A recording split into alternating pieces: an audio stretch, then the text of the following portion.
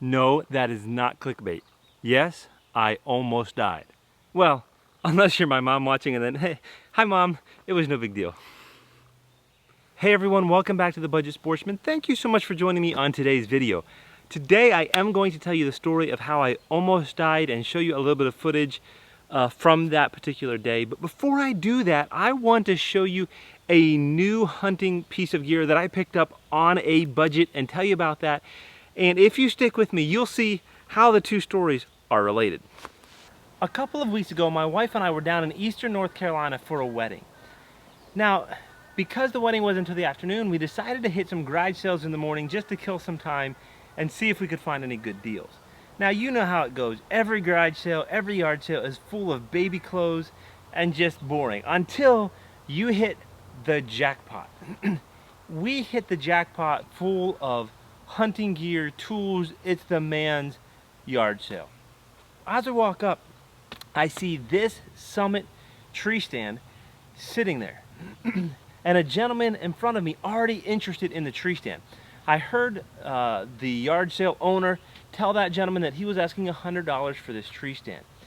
I waited around a while thinking that that gentleman was going to buy it, but after a while he wandered off and I approached the owner for more information. Turns out this guy used to live in Maryland, used to do a lot of hunting there, but ended up having to move to eastern North Carolina where frankly there just wasn't many trees that this kind of a tree stand is going to work in. I offered him $80, he agreed, and I was the proud new owner of this Summit. Now I am really excited about this because my old climber was ancient. It was so old, it was so heavy, it was so loud to set up, it was so clunky, it just was a pain. And so I had my eye out for one of these for quite a while. Now this Summit is used, it's got some paint chips, but honestly I think the paint chips are probably from riding around in the back of the truck. All of the camo coverings are just perfect condition. They don't look like they've seen any weather. Everything is in just really nice shape. If you don't know, these Summit tree stands usually go for over $300 brand new. The cables back here, all the plastics on them are in perfect shape. It really looks like this probably wasn't ever actually used in the woods. So anyways, just goes to show that if you are a budget sportsman like I am, you just gotta keep your eyes open all the time, always be prepared, because you never know when you're gonna get a good deal.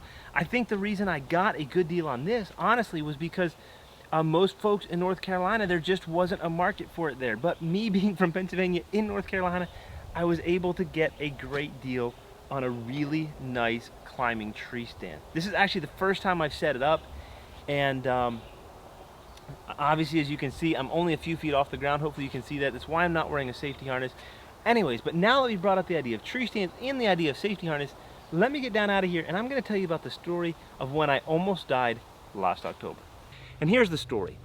Last year, the day before opening day of archery season, I still was not really prepared for the season. I had the opportunity to hunt some private land here in Pennsylvania, and I normally set up stands early, and I just honestly wasn't ready. So the day before opening day, I went out to set up my old climber that I referenced earlier in this video. The thing is old, it's loud, it's heavy. It's not something that you really want to use as a portable setup just because of its clunkiness, its bulkiness, and its weight.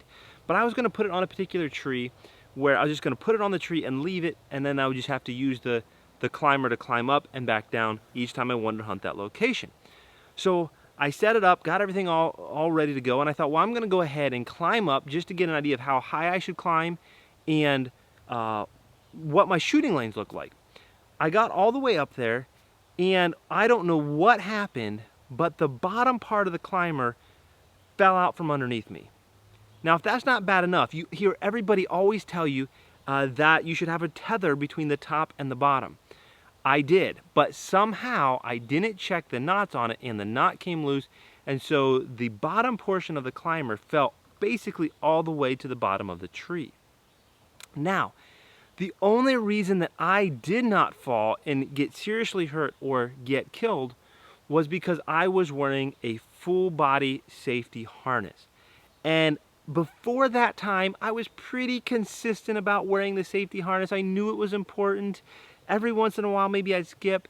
But listen, if that doesn't confirm to you that it's incredibly important, I don't know what will. That safety harness totally saved me, because without it, I probably would have fallen, and most likely I would have probably landed on the bottom portion of the climber, which was most of the way down the tree, or fallen on the ground at the base of the tree. Now, obviously I didn't have a camera rolling when that happened, but I did pull out my cell phone and record some of what happened next. So let's take a look.